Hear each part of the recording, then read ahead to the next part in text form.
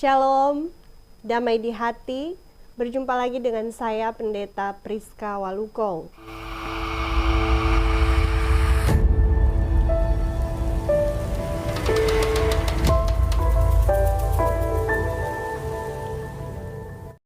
Saya sangat bersyukur untuk kesempatan yang Tuhan beri, sehingga saat ini kita akan kembali bersama-sama merenungkan firman Tuhan yang kali ini terambil dalam Perjanjian Baru, Surat 1 Korintus pasal 10 ayat 14 sampai 33. Sebelum kita membaca dan merenungkan firman Tuhan, marilah kita berdoa. Ya Tuhan Allah, Tuhan kami di dalam Yesus Kristus, kami bersyukur untuk kesempatan yang masih Engkau beri, sehingga saat ini kami akan bersama-sama membaca dan merenungkan kebenaran firman-Mu. Biarlah Roh Kudus menolong kami yang lemah dan terbatas ini, sehingga ketika kami membaca dan merenungkan firman-Mu, kami mengerti memahaminya, terlebih kami mampu untuk melakukannya dalam hidup kami sebagai orang percaya. Hamba yang Engkau utus ini berserah, biarlah boleh Engkau pakai menjadi berkat bagi semua yang membaca, merenungkan, dan mengikuti kebenaran firman ini. Demi nama Yesus Kristus, firman kehidupan, kami berdoa. Amin. 1 Korintus pasal 10 ayat 14 sampai 33. Bacaan ini oleh Lembaga Alkitab Indonesia memberi judul Israel sebagai suatu peringatan. Karena itu saudara-saudaraku yang kekasih, jauhilah penyembahan berhala. Aku berbicara kepadamu sebagai orang-orang yang bijaksana. Pertimbangkanlah sendiri apa yang aku katakan. Bukan kacauan pengucapan syukur yang atasnya kita ucapkan syukur adalah persekutuan dengan darah Kristus? Bukankah roti yang kita pecah-pecahkan adalah persekutuan dengan tubuh Kristus? Karena roti adalah satu, maka kita sekalipun banyak adalah satu tubuh, karena kita semua mendapat bagian dalam roti yang satu itu. Perhatikanlah bangsa Israel menurut daging. Bukankah mereka yang makan apa yang dipersembahkan mendapat bagian dalam pelayanan mezbah? Apakah yang kumaksudkan dengan perkataan itu? Bahwa persembahan berhala adalah sesuatu, atau bahwa berhala adalah sesuatu? Bukan. Apa yang kumaksudkan ialah bahwa persembahan mereka adalah persembahan kepada roh-roh jahat, bukan kepada Allah. Dan aku tidak mau bahwa kamu bersekutu dengan roh-roh jahat. Kamu tidak dapat minum dari cawan Tuhan dan juga dari cawan roh-roh jahat. Kamu tidak dapat mendapat bagian dalam perjamuan Tuhan dan juga dalam perjamuan roh-roh jahat. Atau maukah kita membangkitkan cemburu Tuhan? Apakah kita lebih kuat daripada Dia? Segala sesuatu diperbolehkan, benar, tetapi bukan segala sesuatu berguna. Segala sesuatu diperbolehkan, benar, tetapi bukan segala sesuatu membangun. Jangan seorang pun yang mencari keuntungannya sendiri, tetapi hendaklah tiap-tiap orang mencari keuntungan orang lain. Kamu boleh makan segala sesuatu yang dijual di pasar daging tanpa mengadakan pemeriksaan karena keberatan-keberatan hati nurani. Karena bumi serta segala isinya adalah milik Tuhan. Kalau kamu diundang makan oleh seorang yang tidak percaya dan undangan itu kamu terima, makanlah apa saja yang dihidangkan kepadamu tanpa mengadakan pemeriksaan karena keberatan-keberatan hati nurani. Tetapi kalau seorang berkata kepadamu, itu persembahan berhala, janganlah engkau memakannya. Oleh karena dia yang mengatakan hal itu kepadamu, dan karena keberatan-keberatan hati nurani. Yang aku maksudkan dengan keberatan-keberatan bukanlah keberatan-keberatan hati nuranimu sendiri, tetapi keberatan-keberatan hati nurani orang lain itu. Mungkin ada orang yang berkata, mengapa kebebasanku harus ditentukan oleh keberatan-keberatan hati nurani orang lain? Kalau aku mengucap syukur atas apa yang aku turut memakannya, mengapa orang berkata jahat tentang aku karena makanan yang atasnya aku mengucap syukur? Aku menjawab, jika engkau makan atau jika engkau minum, atau jika engkau melakukan sesuatu yang lain, lakukanlah semuanya itu untuk kemuliaan Allah.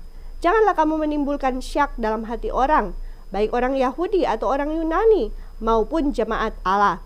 Sama seperti aku juga berusaha menyenangkan hati semua orang dalam segala hal, bukan untuk kepentingan diriku, tetapi untuk kepentingan orang banyak, supaya mereka beroleh selamat. Demikianlah firman Tuhan. Yang berbahagia adalah kita yang merenungkan, memelihara, dan melakukan firman. Saudara-saudara yang diberkati Tuhan, Bacaan kita di saat ini merupakan surat Paulus yang pertama kepada jemaat di Korintus. Surat ini ditulis untuk membahas persoalan-persoalan yang timbul di dalam jemaat Korintus ini. Kita tahu bahwa jemaat Korintus didirikan oleh Paulus dalam perjalanan misinya yang kedua, di mana ia melayani di Korintus selama 1 tahun 6 bulan. Adapun kisahnya bisa dibaca dalam Kisah Para Rasul pasal 18. Jemaat di Korintus terdiri dari beberapa orang Yahudi, di antaranya seorang pemimpin sinagog Yahudi yang bernama Krispus dan seisi rumahnya yang menjadi percaya. Tetapi yang menonjol dalam jemaat Korintus adalah kebanyakan anggotanya adalah orang non-Yahudi atau mantan penyembah berhala, yakni orang Yunani, dan tentulah kebanyakan dari mereka adalah orang-orang yang berlatar belakang hidupnya penuh dengan kejahatan. Namun Paulus telah menegaskan dalam 1 Korintus 6 ayat 11 bahwa mereka telah memberi diri disucikan, dikuduskan, dan dibenarkan dalam Tuhan Yesus Kristus dan dalam roh Allah kita. Karena itu Paulus dalam surat ini banyak membahas mengenai kebiasaan-kebiasaan kafir seperti percabulan di pasal 6 ayat 15 dan perkumpulan kafir di pasal 8 sampai 10. Sebagai peringatan terhadap orang Kristen yang berlatar belakang kafir atau penyembah berhala. Jemaat Korintus di mata Paulus adalah jemaat yang kaya akan berbagai karunia. Namun Paulus menekankan bahwa karena hal itu jemaat ini rentan akan bahaya terkotak-kotak, kecongkakan, kepuasan diri yang menimbulkan keretakan dalam jemaat. Paulus mendapati bahwa pengaruh kota Korintus mulai masuk ke dalam jemaat. Kota Korintus yang merupakan salah satu kota Yunani yang strategis karena menguasai jalur-jalur perdagangan, kota pelabuhan dan kota industri yang besar. Bahkan di kota ini ada begitu banyak kuil-kuil penyembahan berhala, sehingga tidak bisa dihindari bahwa hidup dalam kebebasan, kejahatan dan dosa sangat mempengaruhi hidup jemaat Kristen di Korintus. Karena itu dalam 1 Korintus ini kita mendapati pembahasannya adalah sebagai berikut. Di pasal 1-6 Paulus mengecam dosa dalam jemaat. Pasal 7 ia membahas tentang pernikahan dan kehidupan keluarga. Pasal 8-10 tentang penyembahan berhala. Pasal 11-14 tentang kehidupan jemaat dan ibadah. Dan pasal 15 tentang kebangkitan Kristus dan orang Kristen dari kematian. Dan pasal 16 tentang persembahan khusus yang disumbangkan kepada orang Yahudi hingga hal-hal pribadi dan penutup. Saudaraku, bacaan kita saat ini secara khusus terambil di pasal 10 ayat 14-33. Bacaan ini masuk dalam satu kesatuan mulai dari pasal 8 hingga pasal 10 yang membahas tentang penyembahan berhala. Pasal 10 oleh Lembaga Alkitab Indonesia diberi judul Israel sebagai suatu peringatan. Melalui judul ini saja kita mendapati suatu gambaran isi pasal 10, di mana Paulus hendak memberikan suatu peringatan kepada jemaat Korintus melalui suatu perbandingan dengan kehidupan umat Israel dalam Perjanjian Lama, dalam hal penyembahan berhala yang telah mereka lakukan saat mereka keluar dari Mesir menuju ke tanah Kanaan di bawah kepemimpinan Musa. Karena itu mulai ayat 1-13 di pasal 10 ini, Paulus menunjukkan kesalahan-kesalahan bangsa Israel yang membuat sebagian besar dari mereka yang keluar dari Mesir binasa di padang gurun atau tidak memasuki tanah perjanjian. Kesalahan umat Israel pada saat itu didasari oleh karena mereka tidak menghargai pembebasan, penyertaan, dan perlindungan Tuhan bagi mereka. Pembebasan Israel jelas terjadi ketika Tuhan membawa mereka keluar dari Mesir. Selanjutnya, penyertaan dan perlindungan Tuhan bagi mereka seperti tertulis dalam Keluaran 13 ayat 21-22, yakni bagaimana Tuhan berjalan di depan mereka pada siang hari dalam tiang awan dan pada waktu malam dalam tiang api. Di pasal 14 ayat 22-29 tertulis bagaimana mereka disertai Tuhan saat menyeberangi Laut Teberau yang terbelah. Karena itu, mereka telah mengalami persekutuan dengan Tuhan, seperti sebuah sakramen baptisan melalui penyertaannya dalam peristiwa tiang awan, tiang api, dan Laut Teberau. Bukan hanya itu, mereka juga telah dipelihara dengan makanan dan minuman ilahi karena diberikan langsung dari Allah, yakni makanan yang turun dari langit, makanan berupa mana yang dicatat dalam Keluaran 16 dan minum dari batu karang dalam peristiwa di Masa dan Meriba yang dicatat di Keluaran 17. Saudara, Paulus menunjukkan bagaimana Israel Perjanjian Lama tetap melakukan hal-hal yang jahat dan berbuat dosa, atau bisa disebut mencobai Tuhan, sekalipun mereka telah mengalami pembebasan dari Mesir. Bahkan dalam perjalanan menuju tanah Kanaan, mereka juga mengalami penyertaan, perlindungan, dan berkat Tuhan. Adapun dosa yang mereka lakukan, yang pertama adalah mereka telah menjadi penyembah berhala dalam peristiwa anak lembu emas yang dicatat dalam Keluaran 32.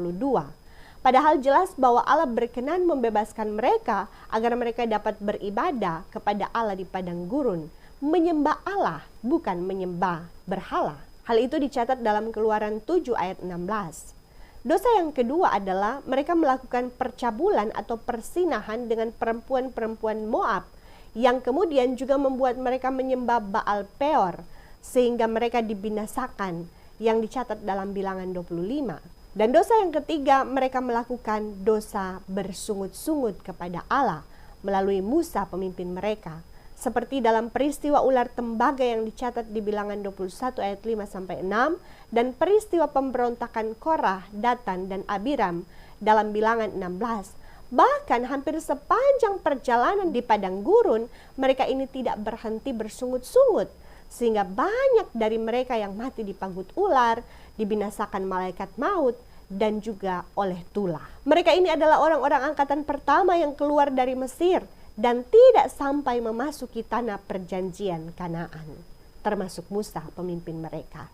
Saudara, dosa yang dilakukan umat Israel inilah yang kemudian Paulus jadikan peringatan kepada jemaat Korintus agar mereka tidak mengulangi kesalahan dan dosa yang telah dilakukan Israel Perjanjian Lama. Paulus memberi penekanan di ayat 12 agar mereka waspada atau berhati-hati, jangan merasa tidak perlu peringatan karena sudah teguh beriman. Tetapi hendaklah mereka menerima peringatan Paulus untuk berjaga-jaga agar tidak jatuh pada kesalahan dan dosa yang sama. Mengingat konteks jemaat Korintus yang berada dalam lingkungan yang sangat mempengaruhi mereka untuk jatuh dalam dosa, khususnya dosa penyembahan berhala. Karena Korintus adalah kota yang dipenuhi dengan kuil-kuil dewa-dewi. Karena itu di ayat 14, Paulus segera memberi peringatan tegas agar mereka menjauhi penyembahan berhala. Dosa penyembahan berhala adalah salah satu dosa yang sudah ada sejak zaman Perjanjian Lama, sehingga kita tahu bahwa penyembahan berhala sangat dibenci Tuhan. Bahkan dalam 10 hukum yang Tuhan berikan, bunyi hukum yang pertama adalah larangan terhadap penyembahan berhala. Demikian bunyinya, jangan ada padamu Allah lain di hadapanku, jangan membuat patung yang menyerupai apapun, dan jangan sujud menyembah kepadanya atau beribadah kepadanya. Penekanan di sini adalah sebab Tuhan Allah adalah Allah yang cemburu. Ia cemburu jika umat yang telah Ia ciptakan, Ia bebaskan, pelihara, lindungi, dan berkati, justru berpaling, menyembah, beribadah, mengandalkan dan mengutamakan sesuatu yang bukan Allah, yakni berhala. Karena itu di ayat 15 Paulus mengajak jemaat Korintus untuk mempertimbangkan peringatannya. Di sini Paulus memandang jemaat Korintus sebagai orang-orang yang bijaksana. Karena orang-orang bijaksana pastilah mau mendengar dan menerima nasihat. Demikian dalam Amsal 1 ayat 5 tertulis, baiklah orang bijak mendengar dan menambah ilmu, dan baiklah orang yang berpengertian memperoleh bahan pertimbangan. Ayat 16 dan 17 Paulus menyatakan bahwa jemaat Korintus telah menerima sakramen perjamuan kudus yang merupakan simbol kesatuan dengan Kristus dalam kematian dan kebangkitannya. Cawan pengucapan syukur adalah persekutuan dengan darah Kristus, dan roti yang dipecah-pecahkan adalah persekutuan dengan tubuh Kristus. Demikian jemaat Korintus sebagai orang yang telah percaya kepada Yesus Kristus dan telah menerima perjamuan kudus, mereka telah menjadi satu sebagai tubuh Kristus. Ayat 18-22 merupakan pengajaran Paulus tentang persembahan kepada berhala dengan mengambil contoh dari persembahan korban yang dilakukan oleh bangsa Israel. Paulus menegaskan bahwa orang Yahudi yang memakan makanan yang dipersembahkan, seperti misalnya roti sajian atau daging, mereka juga telah menjadi satu dengan tempat penyembahan itu. atau menjadi bagian dalam pelayanan di tempat itu. Ketetapan ini tertulis dalam Imamat 24 ayat 5-9, di mana roti sajian yang dipersembahkan kepada Allah hanya boleh dimakan oleh Imam Harun dan anak-anaknya atau kaum keturunan Lewi. Ini menunjukkan bahwa roti sajian telah menjadi bagian dari penyembahan kepada Allah, sehingga untuk memakan roti itu pun tidak boleh secara sembarangan. Dalam 1 Samuel 21 ayat 1-6 tertulis mengenai hal ini yang pernah dialami oleh Daud dan pengikutnya. Meski mereka bukan keturunan Lewi, tetapi karena kelaparan dalam pelariannya terhadap Saul, Daud kemudian meminta roti kepada Imam Ahimelek, tetapi padanya tidak ada roti biasa, yang ada hanya roti sajian atau roti kudus. Daud dan pengikutnya pun boleh memakannya, tetapi dengan syarat agar mereka tidak mencemarkan diri dengan perempuan. Ini jelas bahwa roti yang sudah dipersembahkan dalam ritual penyembahan telah menjadi kudus karena telah dipersembahkan kepada Allah. Karena itu Paulus mengajar jemaat Korintus juga bahwa persembahan kepada berhala berarti persembahan kepada roh-roh jahat. Sehingga memakan makanan yang berasal dari kuil penyembahan berhala berarti juga telah bersekutu atau menjadi satu dengan roh-roh jahat. Dan Paulus tidak menghendaki jemaat Korintus berlaku demikian. Ini Paulus tegaskan karena ada orang Kristen Korintus yang dengan santai ikut makan daging persembahan berhala bersama-sama dengan orang kafir yang menyembah berhala di dalam upacara penyembah berhala. Menurut mereka itu biasa saja karena tidak mempengaruhi iman mereka. Dan orang Korintus beranggapan bahwa kalau sesuatu itu tidak diperintahkan atau dilarang oleh Tuhan, maka hal itu diperbolehkan.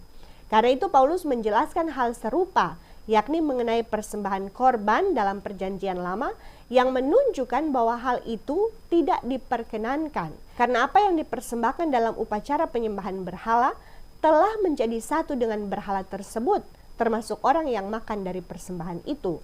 Paulus menambahkan bahwa sebagai orang percaya mereka telah meminum dari cawan Tuhan. Jadi mereka tidak boleh meminum juga dari cawan roh-roh jahat. Paulus mengingatkan agar mereka tidak membangkitkan cemburu Tuhan. Karena memakan dan meminum dari apa yang telah dipersembahkan kepada berhala atau roh jahat, sama artinya telah bersekutu dengan roh jahat tersebut. Ayat 23-24 Paulus berkata, segala sesuatu diperbolehkan. Kalimat ini tertulis di dalam tanda kutip yang artinya kalimat ini adalah ungkapan orang Korintus yang beranggapan bahwa segala sesuatu yang tidak secara langsung diperintahkan atau dilarang oleh Tuhan atau tertulis dalam Alkitab berarti diperbolehkan. Tetapi Paulus memperingatkan bahwa benar segala sesuatu diperbolehkan bagi orang yang telah dimerdekakan oleh Kristus, tetapi harus dengan syarat hal itu berguna dan membangun. Karena itu Paulus ingatkan agar sebagai orang percaya jangan hanya mencari keuntungannya sendiri, tetapi hendaklah tiap-tiap orang mencari keuntungan orang lain. Saudara, kata keuntungan di sini diterjemahkan dengan kata kebaikan dalam Alkitab versi NIV. Dan dalam terjemahan Alkitab Bahasa Indonesia masa kini, kata keuntungan diterjemahkan dengan kata kepentingan. Jadi Paulus mengajarkan agar saat melakukan sesuatu secara khusus dalam konteks makan makanan yang sudah dipersembahkan, orang percaya jangan hanya memikirkan keuntungan, kepentingan, dan kebaikannya sendiri. Seperti misalnya makanan itu enak atau tidak bagi saya.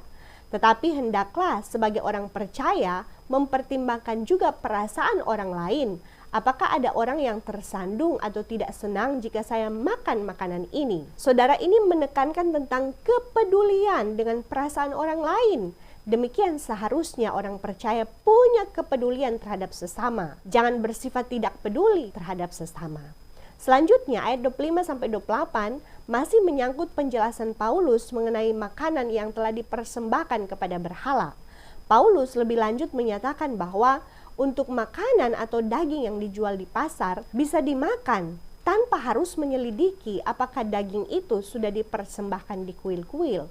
Karena di Korintus ada upacara-upacara yang dilakukan orang kafir atau penyembah berhala dengan mempersembahkan hewan untuk dewa atau berhala. Lalu daging hewan itu dibagi-bagi, sebagian daging dibakar dan dipersembahkan kepada dewa, sebagiannya lagi untuk orang yang membawa, dan sebagiannya lagi untuk pemimpin kuilnya. Sehingga ada begitu banyak daging yang diterima. Karena itu tidak jarang daging-daging itu dibawa ke pasar untuk dijual kembali. Dan ada yang dibagi-bagi kepada orang-orang sekitar, termasuk bagi orang Kristen. Nah, Paulus mengizinkan memakan daging yang demikian, asalkan dibeli di pasar atau di luar saat upacara kafir tersebut. Karena di luar saat upacara atau di luar kuil, makanan atau daging itu hanyalah daging biasa. Jelas di ayat 26 Paulus nyatakan, bumi dan isinya termasuk daging itu adalah milik Tuhan. Yang tidak diperbolehkan apabila memakan daging di dalam kuil atau di dalam upacara kekafiran tersebut. Karena makan dalam kuil atau saat upacara berarti menjadi bagian dari upacara tersebut. Seperti misalnya kita ya, kalau kita beribadah, setelah itu kita makan-makan. Nah, makan-makan itu masih bagian dalam persekutuan ibadah, bukan? Demikian pemahaman orang kafir juga, bahwa dalam pesta atau upacara mereka, dewa mereka turut hadir, bahkan ada di dalam makanan mereka. Sehingga pada saat makanan itu dimakan, dewa mereka pun masuk ke dalam diri orang yang memakannya, dan terjadilah persekutuan antara orang itu dengan dewanya. Itu yang Paulus tidak mau terjadi terhadap orang Kristen, orang percaya yang turut makan di dalam upacara kekafiran atau di kuil-kuil berhala. Demikian juga berlaku saat orang percaya diundang ke rumah orang yang tidak percaya dan dihidangkan makanan. Paulus nyatakan, makanlah, tanpa perlu menyelidiki apakah makanan itu dari persembahan berhala atau tidak. Hanya jika saat makanan itu dihidangkan dan ada orang yang mencegah dengan mengatakan makanan itu dari persembahan berhala, barulah makanan itu jangan dimakan. Karena itu berarti orang yang mencegah itu keberatan jika sebagai orang percaya kemudian memakan makanan persembahan berhala. Tetapi sekali lagi, jika tidak ada yang mencegah atau memberitahu, makanan itu boleh dimakan.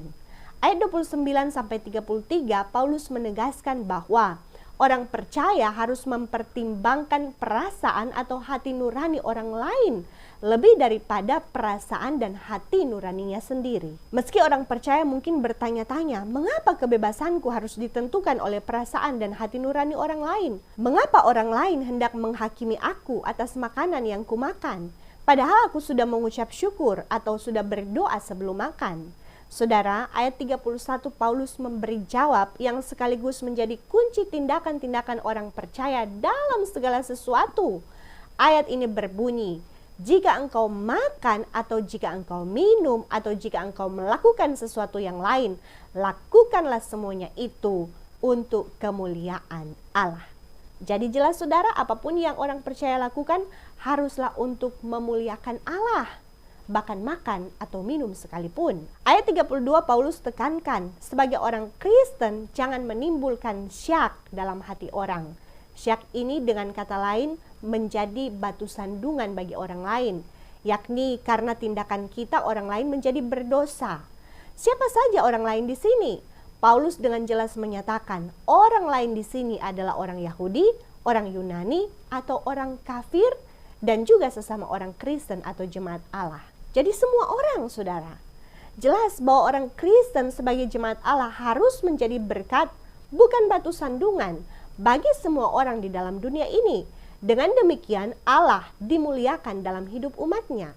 Saudara, di ayat 33 Paulus menunjuk dirinya sendiri, yakni Paulus bukan hanya pandai bicara dan mengajar, tetapi ia telah melakukan apa yang ia ajarkan, yakni ia berusaha menyenangkan hati semua orang dalam segala hal. Ia tidak mencari kepentingannya sendiri, tetapi mencari atau mendahulukan kepentingan orang banyak. Satu tujuan Paulus, yakni supaya oleh pengorbanan dan kepeduliannya, ada orang yang beroleh keselamatan atau menjadi percaya kepada Kristus, sebagaimana ia telah beroleh keselamatan di dalam Kristus.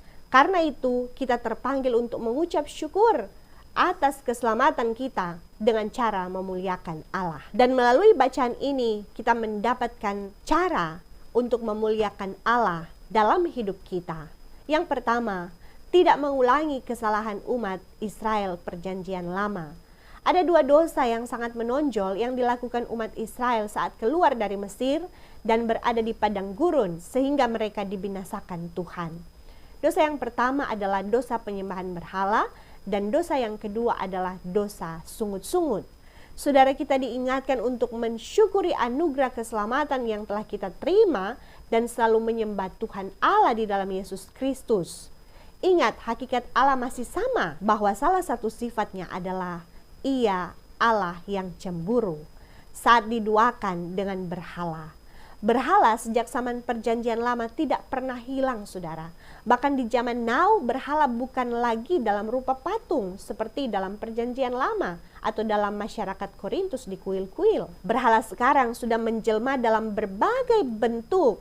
Inilah yang disebut berhala modern, yakni berupa kesenangan-kesenangan dunia, hobi-hobi yang tidak berguna dan tidak membangun, berupa smartphone yang telah membuat orang melupakan Tuhan saat menggenggam smartphone atau handphone dan berselancar di dunia maya. Dalam bentuk ketertarikan dan ketagihan terhadap minuman keras, perempuan, dan uang, yakni segala hal yang membuat pandangan dan fokus kita beralih dari Tuhan, bahkan meninggalkan Tuhan.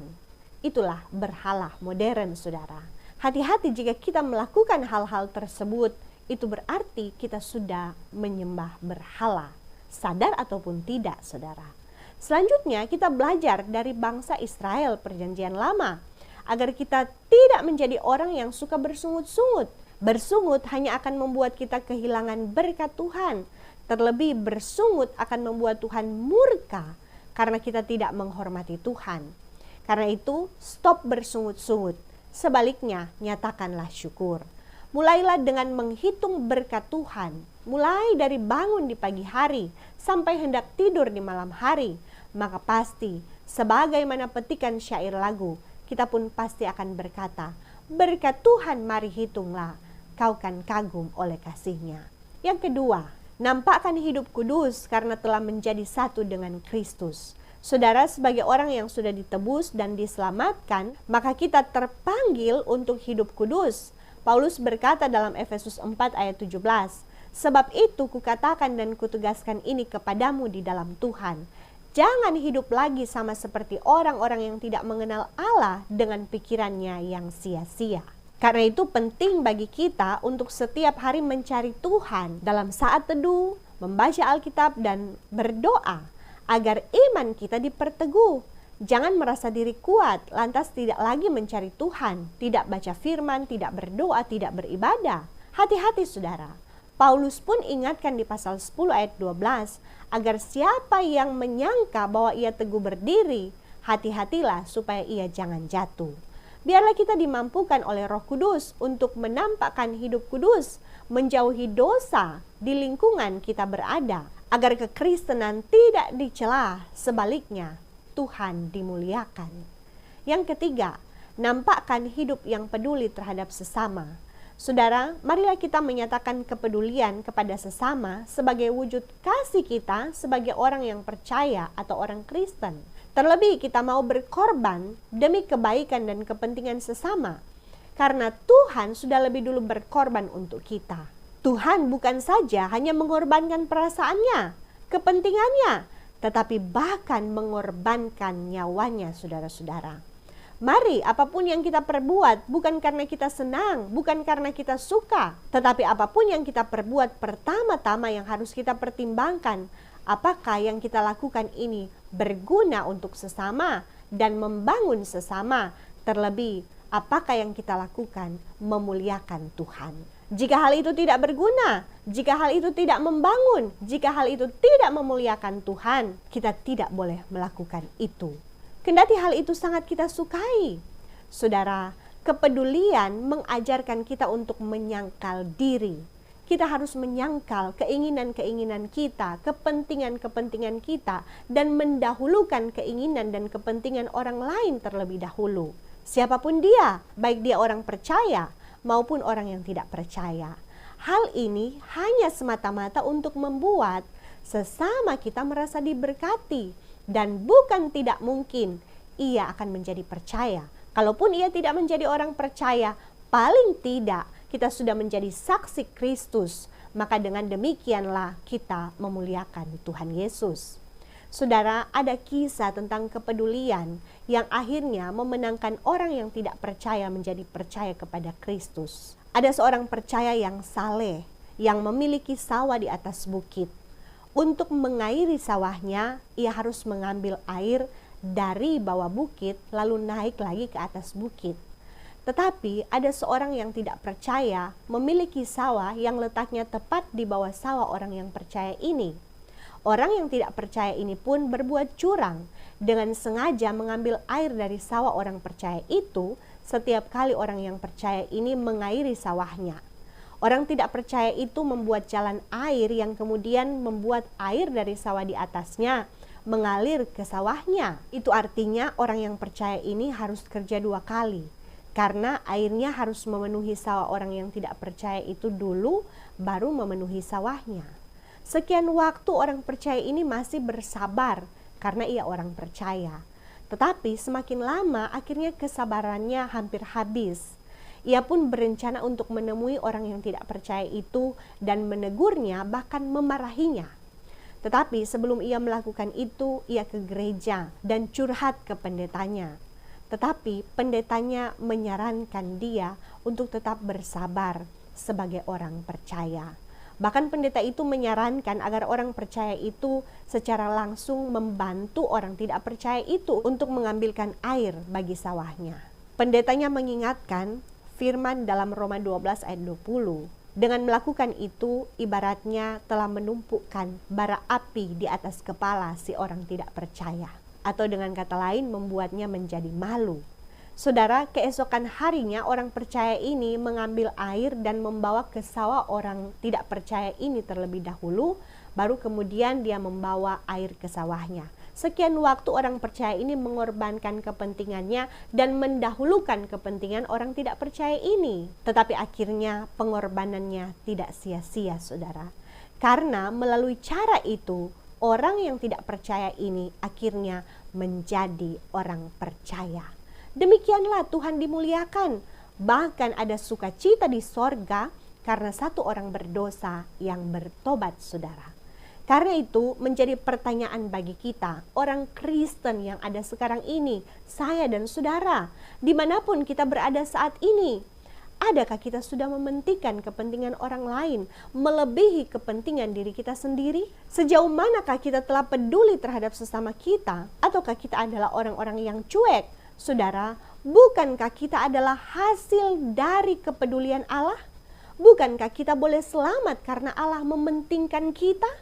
Lalu apakah salah jika kita pun peduli dan mementingkan kepentingan sesama kita? Saudara, Injil atau kabar baik pertama-tama berbicara tentang kasih, tetapi juga berbicara tentang Allah peduli.